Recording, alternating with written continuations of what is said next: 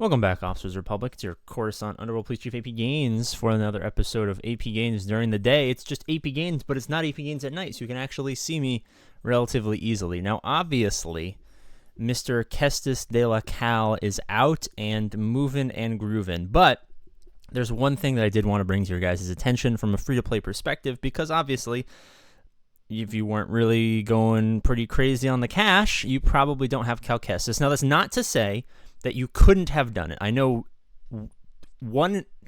two people who did it free to play, but it doesn't really count because they're like already like 9-10 million GP and they like have hoarded for a decade at this point. So, it's not exactly like they were hurting for resources. So it's a little bit easier for them to accomplish such a feat.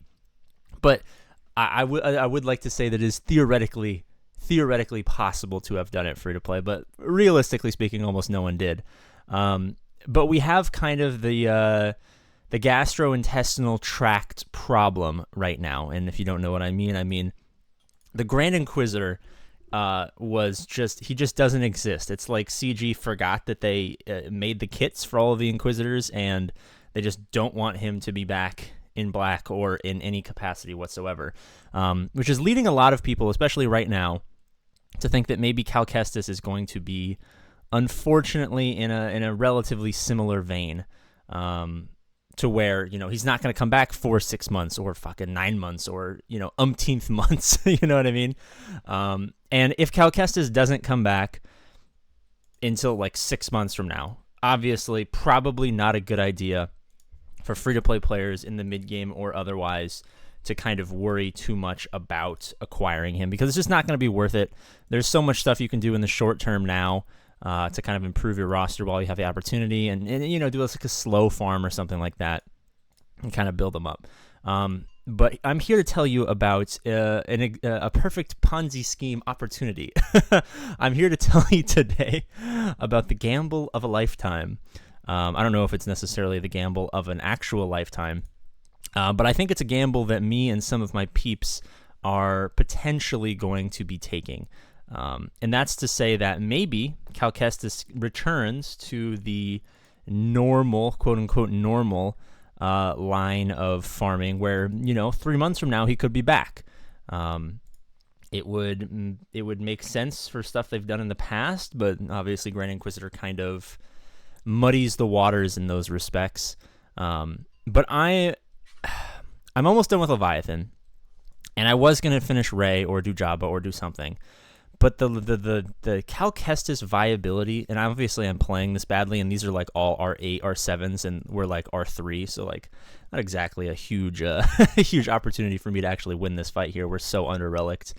But I think I'm seriously considering taking the gamble and going for Cal Kestis post-Leviathan, simply because if he's back in 3 months, adding a plug-and-play to my JML team or to my Ray team or to my anything team, I mean, we've seen, I think Zareth maybe did a good video, or someone else sent him footage of, Jedi Knight Revan with Cal Kestis beating the new SOKR. Because obviously the Jedi Knight Revan, Jedi Knight Luke SOKR comp kind of disappeared with certain data cruns making it kind of hard to get around that whole situation.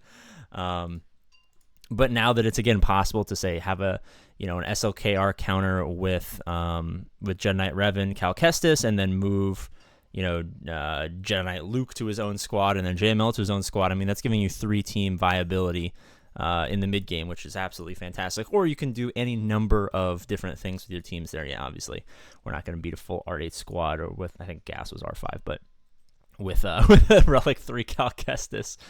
But I mean, if he's coming back in that 3-month time span, which I'm talking about, his requirements are not terrible, right? You're getting your crystal income from fleets. You're getting your crystal income from GAC.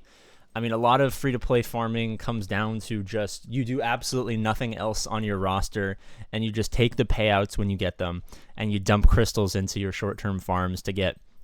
let me see if he's still in the journey guide. He is not. Jabba is in the journey guide here, so let's pull up the journey guide over here.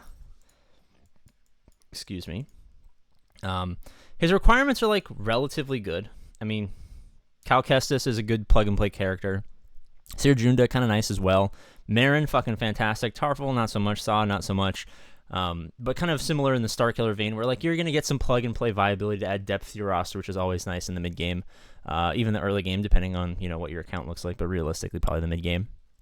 You're going to get, obviously, the power of Jedi Cal plugging into a JML as a lifter, or, you know, bumping up a Jedi Knight Revan squad, giving you flexibility, kind of like a Star Killer, kind of gives you flexibility, or more realistically, kind of like a Jedi Knight Luke gives you flexibility, where you can use Jedi Knight Luke with a JML to make it stronger, or you can make two different teams. He's just like Jedi Knight Luke 2.0 at this point. It's like you can become even stronger, or you can become even more wide, returning back to the old cube strategy. We will have a updated cube graphic farming guide thing coming out here maybe after the holiday or something like that. For those of you guys who are interested, we got a graphic made, and it's actually nice because I didn't make it. So say thank you to the people who are not me, because I am bad with Photoshop, and that's why I employ other people to do that for me.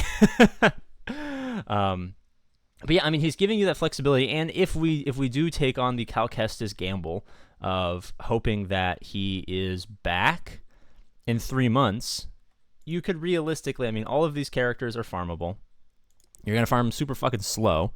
But if you take your crystal winnings from GAC, from Fleet and stuff like that, and just hoard and hoard and hoard, I mean, you can do a couple of the purchases of the characters outright, which is what I normally do. I just save my GAC Fleet arena.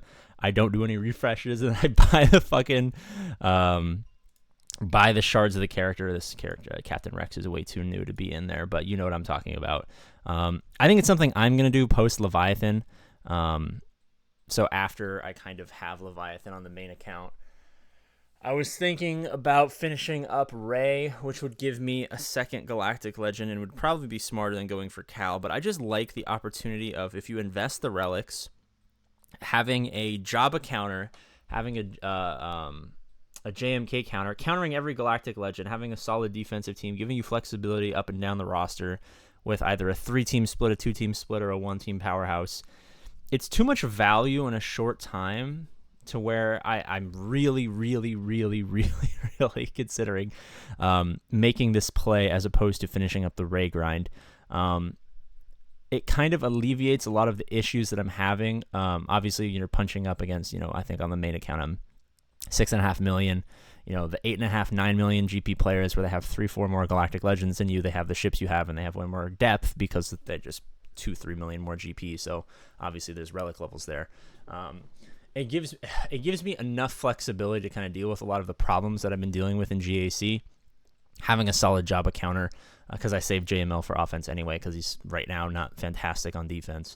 And it just gives me flexibility up and down the roster, which is kind of what I'm looking for. And it's not the commitment that that finishing up the fucking Rey grind is. I think on the main I have maybe a third of the requirements at gear 13, but not relic. So obviously I'm going to be completely hammered on relics after finishing up Leviathan farm. So again, going for Cal with just a gear 12 commitment and maybe some nicer mods is much, much, much, much, much more doable for the account post Leviathan farm. So I'm going to get out of here. I don't even know what fucking month it is, but help me get, I think I'm still at 27,000.